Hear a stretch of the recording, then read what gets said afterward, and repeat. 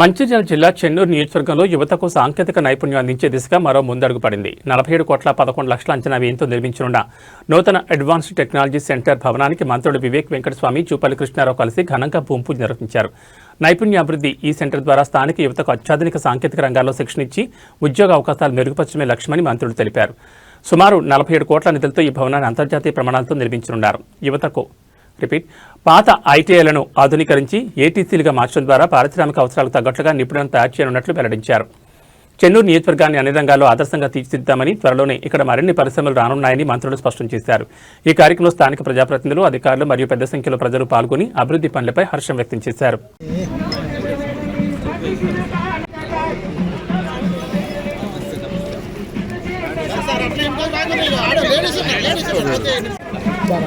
Side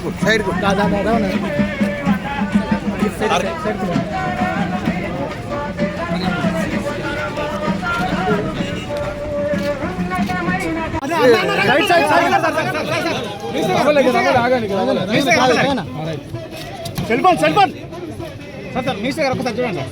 ఇది చూడండి sir. Sir sir ఒకసారి చూడండి సార్.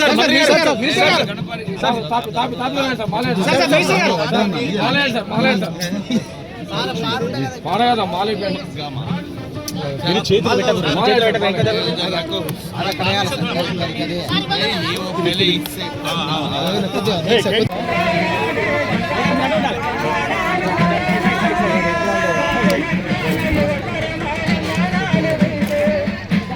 కొంచెం జరుగుండి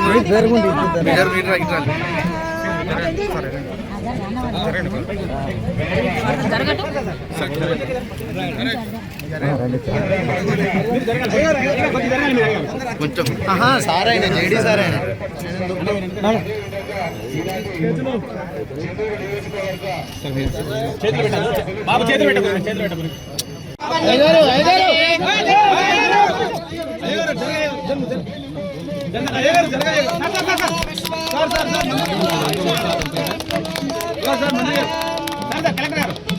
పట్టుకోండి సార్.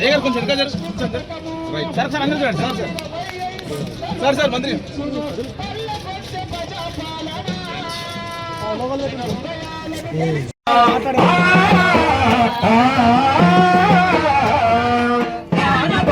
జన జీవన గొంతుకలు ఒక్కటయ్య చేతనం తరతరాల చరితల తల్లి వీరాజనం ఆహ్వానించాలి. జూపల్లి కృష్ణారావు గారు తెలంగాణ ఉద్యమంలో కీలకమైన పాత్ర వేశారు. తెలంగాణ రావాలని చెప్పి ఆ రోజులలో ఎమ్మెల్యే పదవి కూడా రాజీనామా చేయడం జరిగింది. ఈ రోజు వారు మన జిల్లా ఇన్ఛార్జ్ మంత్రి, మన జిల్లాని మంచి అభివృద్ధి బాటల్లో తీసుకుపోవాలి, మంచిగా పనులు కావాలి వాళ్ళని చెప్పి వారు మన ఇన్ఛార్జ్ ఈ రోజు ఈ ఏటీసీ సెంటర్ వారి చేతులతో ఇవాళ భూమి పూజ చేయడం జరిగింది. వారు కొన్ని నిమిషాలు మాట్లాడిన తర్వాత, ఎందుకంటే వారు ఇవాళ 3 డిస్ట్రిక్ట్ ఒకసారి గతంలో ఇందిరమిల్లు వచ్చిన వాళ్ళు గతంలో సరే ఇప్పుడు కూడా ఒక్కొక్కటి 5 లక్షల రూపాయలతోటి ఇందిరమిల్లు ఇస్తా ఉన్నాం. మళ్ళీ రెండవ కూడా ఇచ్చేటట్టు చేస్తాం. రాని వాళ్ళు నిరాశపడాల్సిన అవసరం లేదు. కాబట్టి ఇటువంటి ఎన్నో ఇంకా అభివృద్ధి కార్యక్రమం చేసుకోబోయేది ఉంది. రెండవ విషయం ఏంటంటే, రేపు ఈ మున్సిపల్ ఎన్నికల్లో రాష్ట్ర ప్రభుత్వం ముఖ్యమంత్రి గారు ఉన్నారు, అక్కడ కాంగ్రెస్ ప్రభుత్వం ఉంది, ఇక్కడే మన గౌరవ మంత్రి గారు వివేక్ గారు ఇక్కడే ఉన్నారు.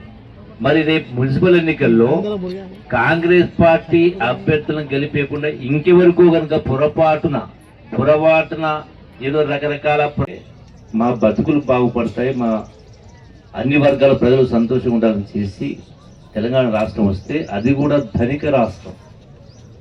2014 సంవత్సరంలో కేసీఆర్ ముఖ్యమంత్రి సందర్భంలో హైదరాబాదు నగరం తెలంగాణ రాష్ట్రానికి కేంద్రంగా ఉన్న కారణంగా, అధిక ఆదాయం హైదరాబాద్ వస్తున్న కారణంగా ధనిక రాష్ట్రం కేసీఆర్ చేతుల్లో పెడితే, ఆనాడు అంటే 2014 సంవత్సరంలో ఈ రాష్ట్రం పైన ఉన్న అప్పు, అంటే సమైక్య రాష్ట్రంలో 22 మంది ముఖ్యమంత్రులు 64 సంవత్సరాలు పరిపాలన చేసినా కూడా ఈ రాష్ట్రం పైన ఉన్న అప్పు కేవలం 65,000 కోట్ల రూపాయలు ఉండింది.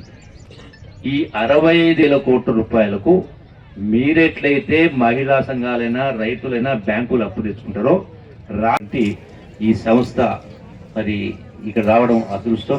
మీ యొక్క అదృష్టాన్ని మనవి చేసుకుంటూ, రెండవది ఈ ప్రభుత్వం అంటే ఇందిరమ్మ ప్రభుత్వం, కాంగ్రెస్ ప్రభుత్వం గడిచిన 2 సంవత్సరాల కాలంలో గౌరవ ముఖ్యమంత్రి రేవంత్ రెడ్డి గారి నాయకత్వంలో ఎన్నో కార్యక్రమాలు చేసుకుంటా ఉన్నాం. అభివృద్ధి సంక్షేమ కార్యక్రమాలు కేవలం 2 సంవత్సరాల ఇంకా 3 సంవత్సరాలు పరిపాలనతో చేయాల్సింది. ఆ తదనంతరం కూడా మళ్ళీ ఒక 5 సంవత్సరాలు కాంగ్రెస్ పార్టీ అధికారంలో ఉంటుంది. ఎందుకు ఖచ్చితంగా చెప్తా ఉందంటే గతంలో 2 కారణాలు. గతంలో చంద్రబాబు నాయుడు గారు 10 సంవత్సరాలు పరిపాలన చేసింది. ఆ తర్వాత కాంగ్రెస్ ప్రభుత్వం, వైఎస్ రాజశేఖర ప్రభుత్వం, కాంగ్రెస్ ప్రభుత్వం మరొక 10 సంవత్సరాలు. ఆ తర్వాత కేసీఆర్ ప్రభుత్వం మరొక 10 సంవత్సరాలు. మళ్ళీ కాంగ్రెస్ ప్రభుత్వం మళ్ళీ కరెంటు బిల్లు కట్టాల్సిన అవసరం లేదు. గ్యాస్ సిలిండర్కి 500 రూపాయలు సబ్సిడీ కావచ్చు. ఇట్లా ఒకటి కాదు ఎన్నో రకాలు కార్యక్రమాలు ఈ 2 సంవత్సరాలను చేపట్టడం జరిగింది. అయితే ఇలా ప్రతిపక్ష నాయకులు అది కేసీఆర్ అయినా కేటీఆర్ అయినా హరీష్ అయినా ఏం మాట్లాడుతూ ఉన్నారు? ఏమైందయ్యా మీరు తులం బంగారం ఇస్తామంటారు, ఎక్కడ పోయిందని అంటా ఉన్నారు. ఏమైందయ్యా మీరు 2,500 రూపాయలు పెన్షన్ ఎక్కడ పోయింది ఇస్తామని ఎక్కడ పోయింది అంటా ఉన్నారు. నేను ఒకటే ప్రశ్నిస్తా ఉన్నా, తులం బంగారం ఇవ్వడానికి మొత్తం కళ్యాణ లక్ష్మి షాదీ ముబారక్ ఖర్చు అవుతున్నటువంటిది కేవలం సంవత్సరానికి 4,000 కోట్లు.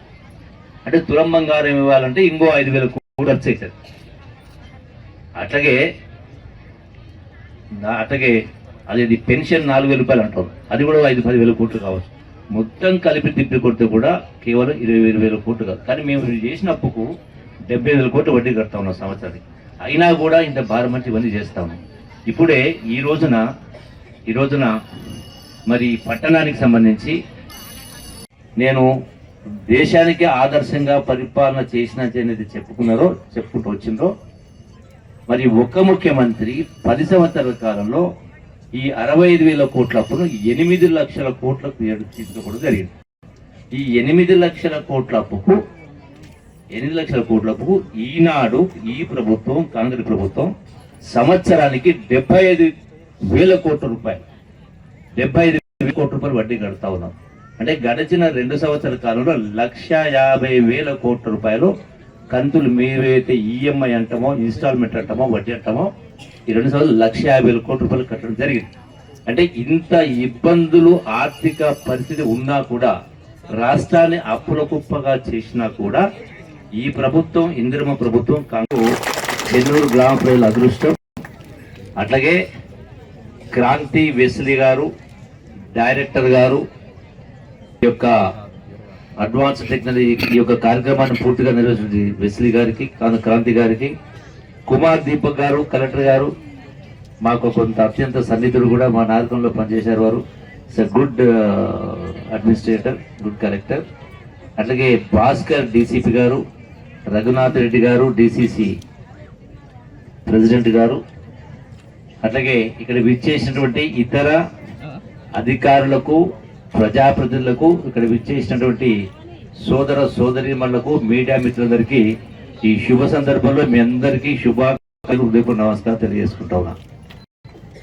ఈ యొక్క అడ్వాన్స్డ్ టెక్నాలజీ సెంటర్స్ చెన్నూరు అప్పుల కుప్పగా మార్చిన ఈ ప్రభుత్వం సంవత్సరానికి 50,000 కోట్లు 70,000 కోట్లు చెప్పిన ప్రతి ఇల్లు కావచ్చు, సన్నబియ్యం కావచ్చు, రేషన్ కార్డ్స్ కావచ్చు, రుణమాఫీ కావచ్చు, అలాగే బోనస్ కావచ్చు, 200 కరెంట్ కావచ్చు, గ్యాస్ కావచ్చు, ఇవన్నీ జరుగుతూ ఉంది. సో వాళ్ళు ఆరోపణలు చేసేవాళ్ళు, ఎందుకంటే మళ్ళీ మున్సిపల్ ఎన్నికలు రాబోతుంది, అందులో లబ్ధి కొనాలి, లబ్ధి పొందాలనే భావంతో ఇక్కడ ఏదో రకంగా బట్టగాల్సి మీరు చెప్పారంటే ఇస్తాం. సింపుల్ లెక్క. మనకు జరిగినటువంటి జూబ్లీస్ ఎన్నికల్లో కేటీ రామారావు ఒక మాట మాట్లాడారు. ఈ ఎన్నికలు జూబ్లీస్ ఉప ఎన్నిక